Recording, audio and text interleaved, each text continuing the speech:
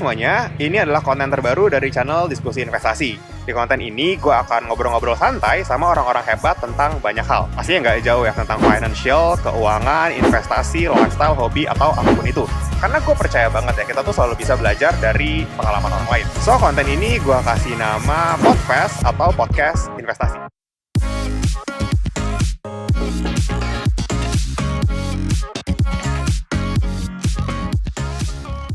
Boleh tahu nggak kalau 30 juta itu lu bagi berapa persen ke saham, ke obligasi, ke reksadana, ke kripto, itu ada pembagiannya lagi nggak? Ada pembagiannya. Ada pembagian lagi? Ya.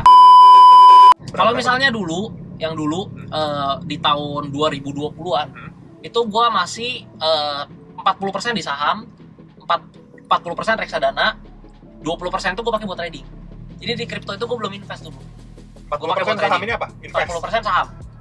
Bukan buat trading tapi? Buat invest. Buat invest. Beli aja gitu? Beli aja. Okay. Tapi gue tradingnya di kripto lebih banyak ya. Cuman ya karena iseng kan. Dulu kan belum akun Securities, gue cuma punya satu dulu. Ya kan. Jadi gue pakai ya udah kalau gue trading ya satu nyampur gitu kan. Dulu mungkin karena Securities susah. Sekarang udah ada ajaib kan. Udah ada ajaib. Iya betul. Nah, lu kontak minta sponsor, gue udah sebut ya. Jadi akun Securities bisa banyak. Nah, jadi gue baginya dulu kayak gitu, 40 40 20. Nah, kalau sekarang gue berat di saham. Gue berat di saham itu 70%, reksadana pendapat tetap doang. 10%. Nah, 20% gue taruh di kripto.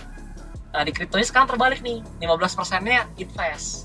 5%-nya beli koin-koin micin. Yang kayak waktu itu kan ada bilang dulu kan yang pundi play game. Gue beli aja itu iseng 2 juta, 3 juta. Naik kan jadi 30 juta, gila.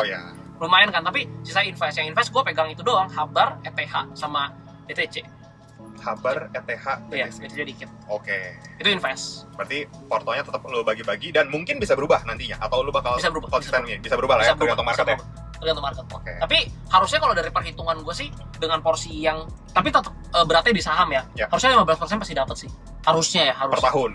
Tahun ini sih ya, tahun ini semua orang tahu lah ya. Cuman tahun ini lu ber kok. Tahun ini lu udah 400% ya kalau nggak salah. Gila.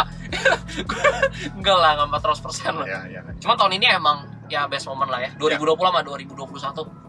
Susah loh dapetin tahun-tahun kayak gini gitu loh. 2019 susah banget, gila mau dapetin susah, nggak bisa kayaknya. Krisis kan? Krisis itu kan opportunity juga. Iya. Cuma ya gitu ya, at least kita bisa belajar kan. Bisa belajar. Tahun ini kita gimana, nanti kalau ada krisis lagi, ya kita udah bisa handle kita udah tahu dengan baik gitu kan. Apa yang ya kira-kira kayak gimana nih ya kan. Karena ini krisis pertama gue loh deh. Kayak gue kan kurang lebih baru 2017 2018 gitu kan. Udah mulai kan. 2018 tuh ya belum nggak terlalu parah krisisnya. Cuma ada krisis ini kan keuangan kan, cuma nggak terlalu gimana. Ya udah akhirnya tahun ini baru belajar. Yang parah 2008 ya. 2008 ya. Cuma sayang kita nggak dapet momen. Iya. Kalau kita dapat momen kita beli saham sangat banyak tuh. Aneh juga bokap gue nggak beli saham waktu itu. Bokap gue juga soalnya nggak gitu paham. Sayang sih. Zaman 2009 beli Asri, 2011 naik 3.000%. Gila, 100 juta jadi 3M. Iya benar. Beli propertinya nggak bisa kan naik 3.000% kan. Beli MLPL di Gocap. Nah, iya. Gila banget makanya. Setahun doang jadi 800, 16 kali lipat. Gila banget ya. Kalau dapat momennya dapat Iya, makanya ya kita belajar supaya next crisis tuh kita dapat lagi bisa jadi OKB ya. Orang kaya baru jadi. Tapi kalau tadi ngomongin ada invest, ada trading, itu sebenarnya lebih ke invest atau trading sih? Kalau misalkan suruh pilih satu nih, lu kan dua-duanya tadi. Tapi lu lebih into yang mana? Gua yang penting cuan sih. Yang penting cuan. Kalau misalnya sebenarnya gini sih kok, kalau misalnya ngomongin invest itu kan kita lihat fundamental, ya kan. Nah, habis itu kalau orang ngomong invest itu kan jangka panjang 5 tahun, 10 tahun gitu tinggal tidur. Gue bukan tipe yang kayak gitu kok. Jadi walaupun misalnya satu perusahaan nih, kita lihat nih, misalnya contoh lah yang kayak waktu kita ngomongnya udah lewat aja gitu, jangan ngomong misalnya pom kan kita ngomong misalnya MTK nih, secara kualitatif udah jelas lah ada Bukalapak segala macam. Waktu itu harganya misalnya masih di Cenggo gitu kan, 1.500 kita kita bisa secara kualitatif bagus nih, fundamental oke. Ntar Bukalapak mau IPO segala macam, masih ada momennya 3 bulan kita beli, dia naik sampai 2.500. Itu kan cuan 40% sekian, 50% kan. Nah, kita dapat nih cuannya.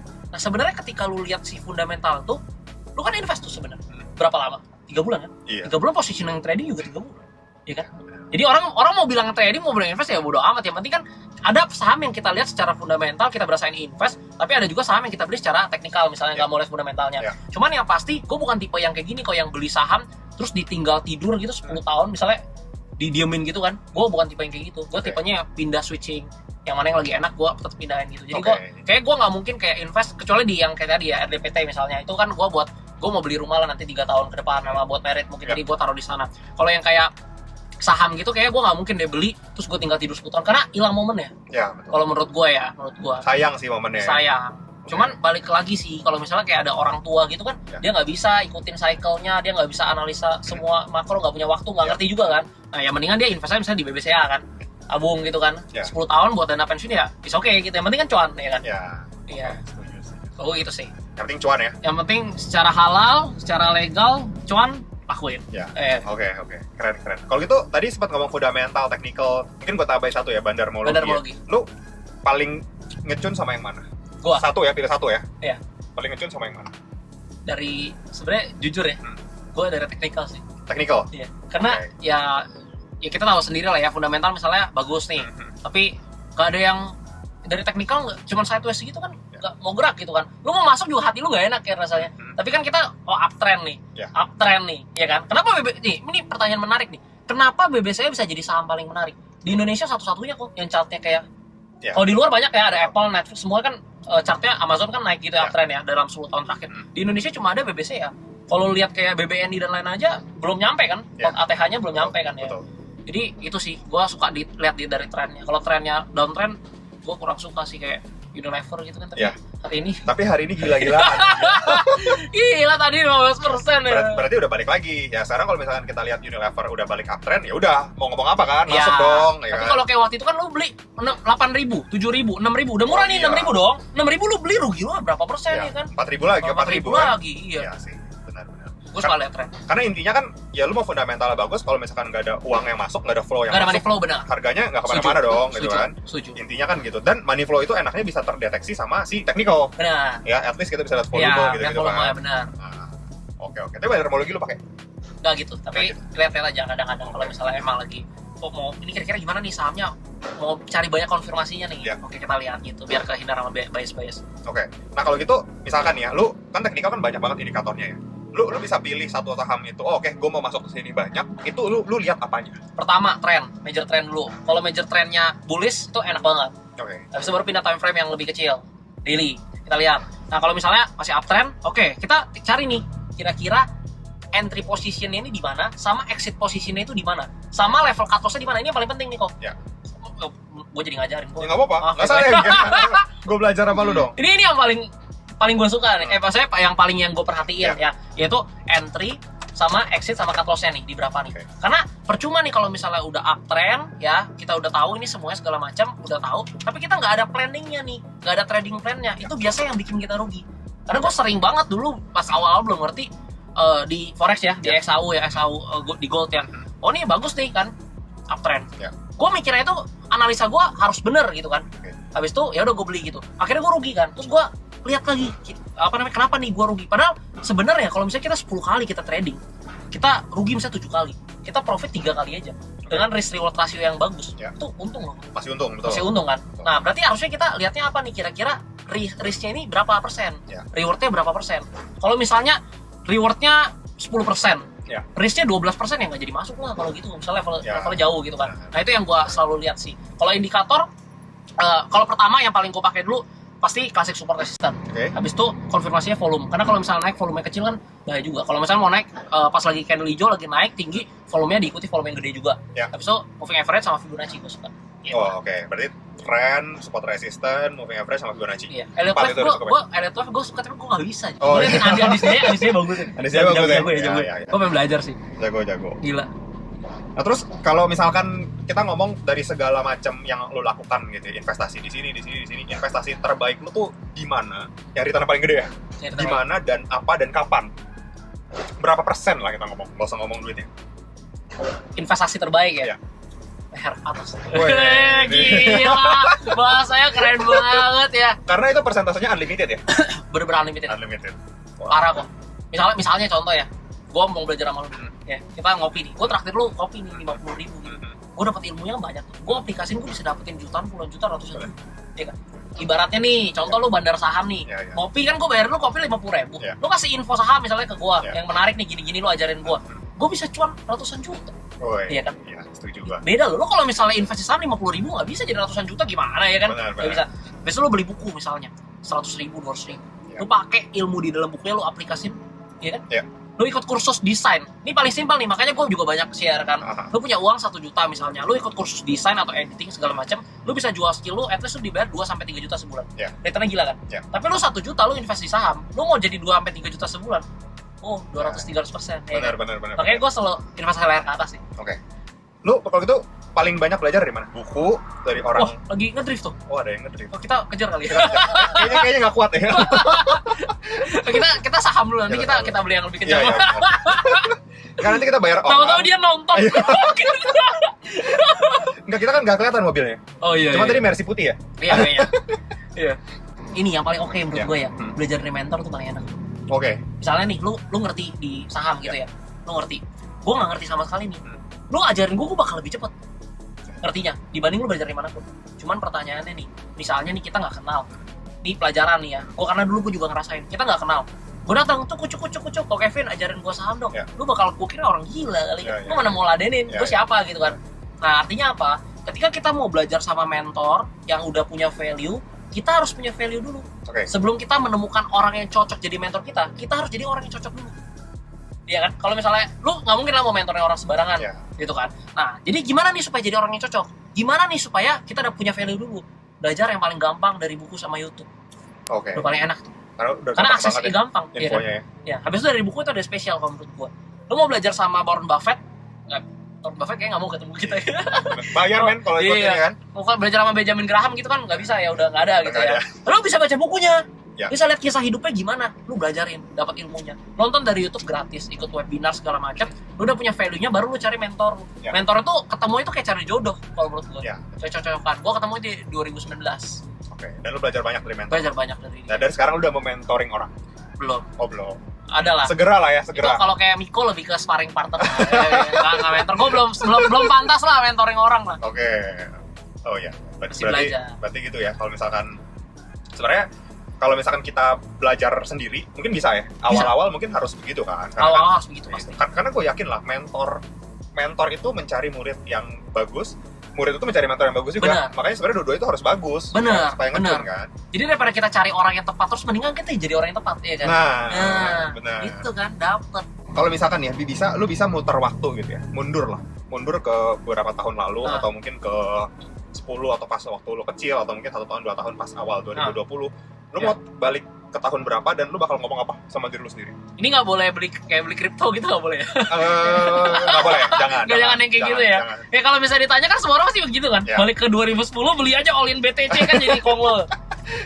Kalau ditanya mau balik ke kapan, jujur jawaban gue ya, ketika gue udah di saat-saat ini, gue juga sering pertanyaan kayak gini, jawaban gue nggak pengen balik sih.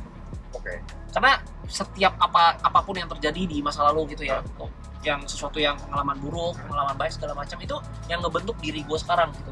Baru gue jadi sekarang itu, jadi diri sekarang ya karena sesuatu yang udah terjadi di masa lalu. Kalau misalnya gue ubah di masa lalu, mungkin sekarang gue beda gitu. Misalnya contoh ya, gue bikin 100 miliar kan 5 tahun lalu kan, mungkin sekarang Denny sih sombong gitu kan, karena belum siap, kapasitasnya belum siap dan lain-lain. Nah tapi kalau misalnya memang disuruh balik gitu, bener-bener balik ya, gue mau balik ketika gue SMP. Dan di SMP itu apa yang akan gue lakukan? Gue pengen belajar lebih banyak sih. Tapi bukan belajar ini ya, bukan belajar pelajaran di sekolah ya. Gue mau belajar kayak misalnya belajar gimana caranya jualan, mulai gimana caranya bangun skill komunikasi yang lebih bagus lagi. Ya ngomong skill-skill yang emang kita butuhin lah. Ya kayak gitu, gue pengen belajar lebih. Jadi gue nggak mau buang-buang waktu gue kayak nggak jelas gitu. Itu sih paling yang gue mau. Tapi kalau misalnya gue nggak pengen balik sih tetap. Gue nggak pengen balik. Iya banget ini. Soalnya nggak ada habisnya sih kalau. Ya benar. Iya. Karena lu mau kesini ntar ngerubah ini. Banyak yang mau kita ubah. Jadi nggak akan pernah puas gitu. Wah keren. Jadi belajar banyak nih Den gue Den. Thank you ya Den ya. Udah mau sharing nih. Gue tapi punya beberapa pertanyaan pamungkas nih. Lu jawab cepet Den ya, tapi nggak boleh mikir. Ini kayak endgame-nya Pagi Tawir Jawa. Lu nonton juga ya? Bener, nonton juga. Oke. Saham atau kripto? Saham. BRI atau BCA? BRI atau BCA? BRI. Kenapa? Kok ditanya kenapa kan? Nggak boleh. Jawabnya cepat, habis red issue soalnya. Oke. Biasanya ketinggian gitu. Biasanya ketinggian, oke. Agro atau Arto? Arto. Nggak boleh nanya kenapa ya Arto? Ya boleh sih. Boleh, kenapa? Kenapa Arto? Soalnya cuma lebih baik Arto. Pengalamannya lebih bagus sama Arto? Pengalaman bagus, bukan cuma itu sih sebenarnya. Gue suka ini sih, karena kalau gue liat banking yang di luar daripada si yang 4 yang paling gede ini ya, kalau BBRI, Mandiri, BNI sama BCA itu kan udah bener-bener mature lah ibaratnya. Sisanya bank-bank yang lain gitu ya, bank kecil, habis itu bank digital dan lainnya, bukan bank kecil sih, bank digital yang udah gede segala macam. Sebenarnya kan mirip-mirip kan. Lu lihat bank apa aja kan, bank digital semuanya punya aplikasi 1x24 jam jadi. Nggak usah datang, kartu bisa nyampe rumah segala macam kan. Tapi yang bisa membedakan itu apa? Kolaborasi. Sama siapa? Sama lawan yang punya ekosistem dan infrastruktur. Kartu luar biasa kan. Gojek, bukan Gojek dong, Gojek Tokopedia kan. Itu sih kayak prospek kedepannya gue suka banget sih. Itu sih yang gue suka banget. Berarti itu balik lagi dia si manajemennya bisa collab sama siapa ya? Iya. Berarti si Om Jerry Eng jago banget ya? Wah, jago ya? pengen bisa belajar. Undang lu ke sini. Tinggal gitu gue di belakang deh. Gue tunggu ya, gue di belakang. Boleh, ntar. Atau gue supirin lu di belakang berdua. Gue aja dengerin. Lu lebih pilih saham. Iya. Kenapa lu nggak pilih kripto? Menurut lu emang kenapa? Kripto itu ini lanjut ya pertanyaan. Ya. Kripto itu scam atau future? Simpel jawabannya kalau kayak gitu. Karena gue lebih ngerti saham. Okay. Kalau misalnya ada orang yang lebih ngerti kripto daripada saham, terus dia beli saham, itu aneh ya. Goblok ya. Iya sih, benar sih. Iya kan? Kita pasti misalnya nih, contoh nih ya. Lu jagonya main apa? Bola atau Golf. Golf nih. Kita taruhan nih sekarang nih. Iya. Mau nggak 100 juta? Gue jagonya main bulu tangkis. Lu pilih bulu tangkis atau golf? Ya, golf lah. Golf lah, lu jagonya ya sama. Jadi kalau ditanya ya gue pilihnya saham karena gue emang lebih ngertinya di saham gitu. Tapi kalau ditanya scam enggak lah, enggak scam. Nggak scam. Jadi Gua belajar menurut lu kripto itu future? Bisa. Bisa. Karena gue ada invest, kalau nggak invest kan kalau gue itu nggak mungkin gue invest kan. Benar. BTC atau ETH? ETH. ETH. Kenapa? Karena bisa jadi currency? Gue mau ngomong, gue takut salah tapi Gak apa-apa. gue takut salah, cuma gue belajar ya, gue nggak gitu ngerti kripto. Ya, Cuman gue belajar. Yang pertama, tadi BTC itu kan supply terbatas, 21 juta koin. Ya. Artinya apa? Ketika nanti kan kayak ibarat kayak emas lah. Emas kan juga mungkinnya terbatas kan. Ya. Makin lama digali makin susah, ya kan. Nah, sedangkan kalau misalnya ETH kan enggak. Nah, jadi pikiran gue nih mungkin ya nanti 30 tahun ke depan gitu. Mungkin si BTC ini bakal jadi kayak ibaratnya emas digitalnya. ETH itu ibaratnya USD-nya gitu. Karena kan ya uang bisa dicetak kan sekarang. Ya, kalau uang nggak bisa dicetak bermasalah loh menurut gua. Betul. Bermasalah kan kalau misalnya kita uang nggak bisa dicetak, BTC nggak bisa dicetak, harganya waduh nggak karu-karuan gitu kan. Ibaratnya justru emas saja diganti, dulu kan emas jadi alat pembayar, mungkin digantikan uang supaya lebih efisien gitu kan. Masa kita baliknya ke konsep yang seperti emas lagi yang terbatas lagi kan bahaya gitu kan. Itu sih menurut gua, cuman jangan didengerin guys. Ya. Gua nggak ngerti kripto. Gua baru belajar sumpah. Jadi BTC itu adalah digital gold. ETH itu adalah currency-nya, mata uang. Karena Menurut gua itu salah, tapi kalau salah jangan gua cuma takutnya ini tau nggak, videonya viral nih ya, 10 juta views gitu kan. Ntar orang-orang kripto pada hilang, ini anak bocah dari mana nih ya. Gua kasih ini jangan di-cut nih ya. Ya jangan di-cut. Pokoknya ntar video ini gak ada yang di-cut. Kecuali kalau ada yang di-cut berarti lu ngomong jorok, Den. Gua nggak ada yang ngomong jorok sih kayaknya tadi. Belum. Kalau misalkan ini ya, apa namanya, investasi atau trading gitu, lu tipe yang lump sum atau DCA? Atau nyicil-nyicil gitu? Sekarang dan nanti seterusnya, lebih pilih mana kalau harus pilih salah satu? Dulu DCA, sekarang gua lump sum nih. Sekarang lump sum. Kenapa? Lump sum. Tapi lump sumnya itu kalau maksudnya DCA itu kalau misalnya gue punya duit nih, ya kan kok dapat penghasilan gitu ya, gue DCA masukin ke RDN gitu. Tapi di RDN-nya gue nggak harus langsung beli saham gitu. Gue kumpulnya di RDN udah ada momen yang tepat, langsung. Berarti ya itu masuk ke lamsam ya? Masuk ke lamsam. Berarti lu nabungnya di RDN. Iya. Kalau harganya cocok, langsung beli. langsung beli lamsam, ya. Tapi kalau tiap bulannya tetap DCA ke RDN. Karena lu udah yakin kali ya sama emiten itu atau sama yang lu invest kan. Jadi lu berani. Emang gayanya juga sih mungkin. Oh, lu lamsam. Gua beda-beda lamsam sih. Ya sama sih kayak lu. Lebih ke arah lamsam. Lebih enak sih sebenarnya. Kita aturin trading plan-nya, exit mau cut loss-nya di berapa juga udah lebih pas kan sekali masuk. Karena kan pas kalau misalnya kita masuk kan ada cut loss kan. Persentase itu kan kita udah hitung kan. Total modal kan. Kalau lu average kan jadi beda lagi nanti. Ada average apa average dan. Jadi kalau emang misalkan kegedean ya jangan masuk gede-gede. Lu tetap lamsam tapi jangan gede-gede gitu kan. Benar, itu bisa juga. Kecuali lu tipikalnya yang trading mungkin nyicil ke bawah gitu-gitu. Itu lah. Ya. Oke. Nah, kemarin ini kan kita ngomongin si podcastnya Deddy Corbuzier ya. Kenapa? Dikit ya. Kan dia banyak ngomong emiten, Den. Menurut lu gimana, Den? Gimana apanya nih? Gimana emitennya nih ya? Bukan emitennya. Maksudnya saham yang mulai banyak diobrolin di media-media. Dulu kan mungkin nggak selama ini kan. Tapi sekarang kayak mungkin dulu di kalangan ya grup kecil aja yang ngomongin saham gitu. Tapi sekarang kayak udah ke artis, terus kayak marketnya lebih besar lah. Menurut lu gimana? Itu Cuman- apakah oke atau malah ntar jadi nggak bagus? Cuman ada dua kemungkinan. Sahamnya diomongin biasanya langsung naik, ya kan? Karena kan kena namanya orang yang punya power gitu kan ngomong, ya lu langsung ibaratnya lu seenggaknya lu kalau nggak langsung beli lu nyari lah gitu karena udah disebut gitu kan. Atau yang kedua, gara-gara orang-orang udah aware, ini kalau saham udah disebut ada sell on news nih ibaratnya. Jadi turun. Tapi itu semua menurut gua itu cuma dalam jangka pendek lah. Kenapa? Karena pada ujung-ujungnya pada balik-baliknya mau misalnya dinaikin gitu dapat 10 juta views atau 20 juta views gitu kan. Antara naik banget atau turun banget nih misalnya. Itu ya cuma sementara karena pada akhirnya ya balik lagi kan. Fundamental perusahaannya gimana? Ada nggak orang yang mau akum? Ada nggak orang yang mau beli gitu? Teknikalnya gimana? Balik lagi ke dua itu sih. Kalau misalnya di dalam short term ya mungkin aja gara-gara ada sentimen gitu bisa naik banget atau turun banget. Itu bisa. Kalau menurut gua kayak gitu. Jadi nggak masalah ya. Tapi nanti ketika misalkan diomongin banyak nih, artinya orang Yang masalah kayak gini kok. Iya, Pak. Pas dinaikin sesuatu ke media atau ada orang yang sebut gitu, yang masalah itu kalau kita beli tanpa kita analisa karena kita cuma ikutin, itu yang salah. Oke. Itu yang jangan sampai terjadi lah gitu. Karena disebut ya nggak masalah, nggak salah juga kan. Ya kita cari dong apa yang disebut nih, misalnya saham A, kita cari nih apa sih yang dibalik saham A. Kalau menarik ya kita beli, kan keputusannya di kita. Rugi salah kita, untung gitu. Ya nggak salah kalau itu. Iya. Soalnya ada yang suka nyalain Dan, maksudnya kayak masuk tapi dia nggak analisa dan ngikut dan ya akhirnya mencak-mencak kan. Iya.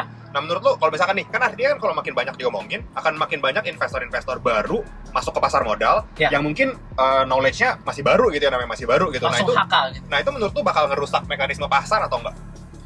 Mungkin pertanyaan gua ke arah situ sih. Jadi kalau misalnya disebut gitu emitennya gitu. Dan orang-orang banyak ikutan karena nggak ngerti, padahal nggak ngerti tapi ikutan. Bahaya sih. Bahaya ya, bakal merusak mekanisme pasar ya. Bakal. Menurut gua. Apalagi kalau misalnya tergantung ya, kalau gue yang ngomong mungkin nggak. Gue siapa gitu. Kalau misalnya orang lain mungkin bakal berpengaruh lah, apalagi punya power gitu. Kalau gue followersnya masih dikit lah. Nggak gitu ngaruh lah. Kalau lu mungkin ngaruh. Enggak lah, gila. Waktu itu gue liat lu sebut itu kan, BBCA, BBRI pada naik. Ya, enggak lah, hoki. Itu kebetulan. Itu kebetulan. Oke, jadi gitu ya. Pokoknya apapun yang kita lakukan pastikan itu udah dianalisa kali ya. Ya, apapun instrumennya itu terserah orang-orang. Benar. Yang penting saat mutusin beli itu sudah dianalisa dan udah tahu risknya gitu ya. Dan jangan pernah nyalain orang lain gitu loh. Itu karena nggak gentleman lah kalau lu cowok gitu ya. Lu masa udah ambil keputusan itu kan duit lu. Lu pencet juga pakai jari lu sendiri kan, ya kan. Masa lu nyalain orang lain gitu ya nggak boleh lah gitu kan. Karena orang nggak ada lah orang yang pintar di market gitu. Pasti ada aja pasti salahnya, ada aja pasti nggak mungkin lah selalu benar gitu kan. Jadi ya lu nggak bisa lah ambil keputusan karena orang lain doang, abis itu nyalain orang, jangan sampai. Ya.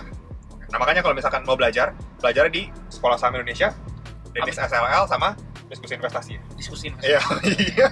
Jangan lupa lo. Itu lo lihat lo video-video di bawah emitennya gila, cuan semua. Gila. Harusnya gue bikin konten ntar lihat lu punya aja. Enggak lah. Lu bikin BBRI gue bikin juga lah, jadi kan gue usah mikir kan mungkin. Jadi ikutan naik aja ya. Iya. Tapi enggak lah. Amati tiru modifikasi. Itu hoki lah, itu hoki. Itu pas lah momennya. Dan gue juga sering nih ngeliatin si Dennis punya konten. Gue sering nyontek. Thank you Dan ya, udah mau diundang. Gue juga nyonteknya. Thank you loh, udah mau diundang. Ntar kita ngobrol-ngobrol lagi nih kalau misalkan ada kesempatan lagi. Ntar gue undang lagi sini ya. Boleh banget. Ntar gue main ke tempat lo. Seminggu sekali juga. Boleh, asik. Ya, ntar kita kan dibayar kan nih kan? Ngopi. Ini dibayar. Ntar transfer aja jangan lupa. Tapi makanya tadi gue udah suruh lu promo. Makanya tadi gue udah suruh promo. Jadi supaya impas deh. Apa-apa lah sekali ngomong. Jadi gak jadi bayar ya dong. Kalau SMP itu keren ya. Tapi seru sih. Thank you banget ya undang. Thank you ya. Ntar kita pokoknya harus ngobrol-ngobrol kan. Ya, harus banyak-banyak ngobrol. Ntar kita undang orang lain. Miko ya, gue mau undang Miko. Boleh. Next kayaknya Miko. Boleh banget. Boleh ya. Seru juga dia tuh. Ya. Si bocah masih 18 tahun, sportnya udah. Wah gila, itu keren. bocah ajaib. Ya, ntar kita masuk lah gitu, lo soft selling. Ajaib kan. Ntar Miko bayar. Oh iya. Ntar kita promo Miko. Oh iya, boleh. Kita minta sponsor masukin aja terus. Iya, betul. Cuan sana sini. Oke Dan, kalau gitu, thank you ya. Stay tune ya, jangan lupa nonton video-video selanjutnya. Kunjungin juga Dennis_SLL sama si Sekolah Saham Indonesia. Thank you Dan. Thank you banget kok. Bye. Bye. Sekian dulu ya video kali ini. Jangan lupa like, comment, subscribe, dan share video ini supaya bermanfaat bagi orang lain. Thanks for watching and see you on the next video.